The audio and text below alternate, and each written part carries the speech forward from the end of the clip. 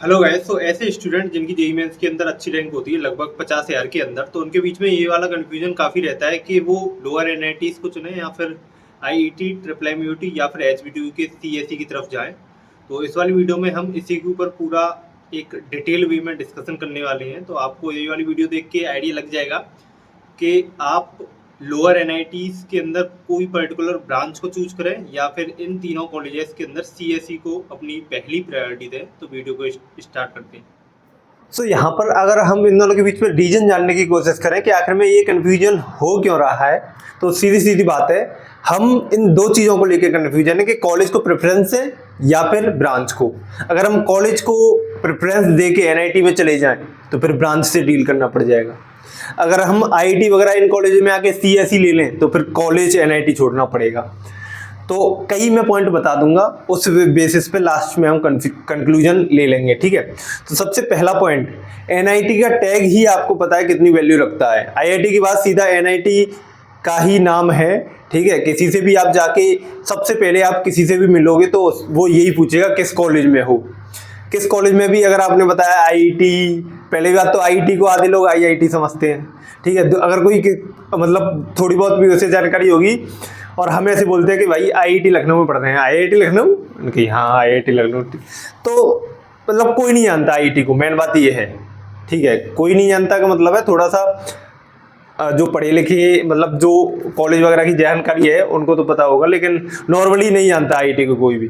लेकिन वहीं पर आप सीधा बस ये बता दो भैया मैं एनआईटी में पढ़ रहा हूँ, बस नाम ही काफ़ी है, ये आपकी पूरी वैल्यू यहाँ से यहाँ पर आ जाती है, ठीक है।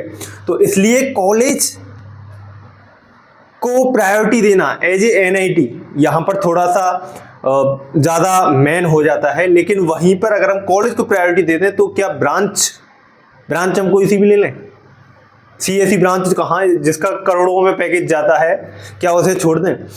तो अब ज़्यादा ही मैंने टाइम वेस्ट कर लिया मुझे लग रहा है, तो सीधा ही अब मैं बता देता हूँ एक बुलेट पॉइंट कि क्या आपको चूज करना है। तो देखो एनआईटी में अगर आपको ओल्ड एनआईटी मिल रही है, उसमें कोई सी भी ब्रांच मिले, कोई सी भी मतलब केमिकल भी अच्छी ब्रांच होती है, आप ये मान के मत चलिए केमिकल खराब है, तो ओल्ड एनआईटी में अगर आपको कोई सी भी ब्रांच मिले आप चले जाना, ठीक है। अब क्यों चले जाना क्यों कह रहा हूं मैं, क्योंकि ऐसा भी होता है 1 साल के बाद, मैं इसके ऊपर भी वीडियो डाल चुका हूं कि 1 साल के बाद आप अपनी ब्रांच भी अपग्रेड कर सकते हो।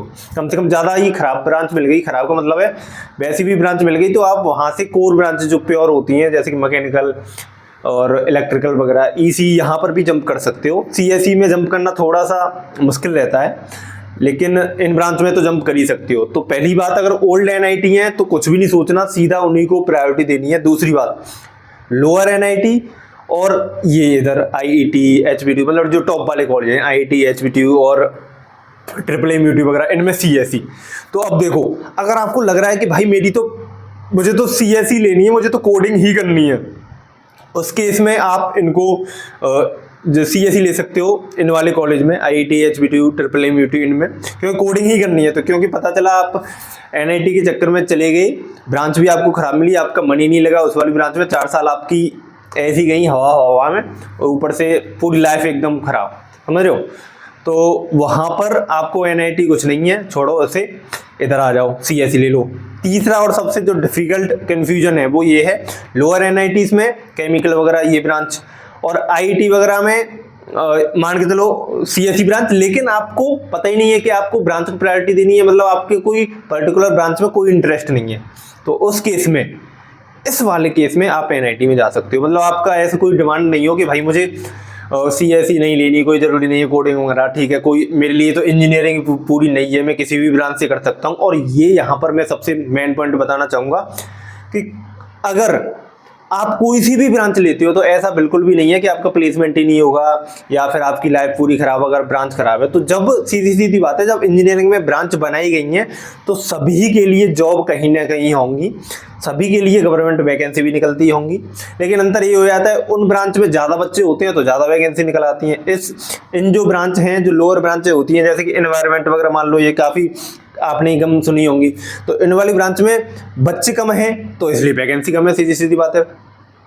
तो ऐसा कुछ भी नहीं है, आप किसी भी फील्ड में कोई सी भी स्ट्रीम लोगे, आप मेहनत करोगे तो आपको कोई नहीं रोक सकता। अच्छी जॉब लेने से।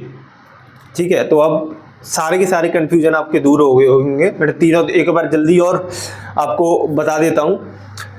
अगर एनआईटी में ओल्ड एनआईटी है, ठीक है, तो आप वहाँ पर जा सकते हो, कोई सी भी ब्रांच से डील कर सकते हो, मतलब कोई सी भी ब्रांच ले सकते हो अपनी। ठीक है, 1 साल में वहाँ पर पढ़ना, 1 साल के बाद अच्छी परसेंटाइल अच्छी सीजीपीए लाना, उसके बाद बदल लेना। दूसरा, अगर वहाँ पर जो लोअर एनआईटी है, इधर आपको सीएसई वगैरह है, तो आपको कोडिंग ही करनी है, तो फिर तो सोचो ही मत, एनआईटी को भाड़ में जाने दो, इधर ही आ जाओ आईआईटी वगैरह इनमें। ठीक है, कोडिंग ही करनी है या फिर पैसे ही कमाने हैं बहुत अच्छे खासे, तो इधर आ जाओ।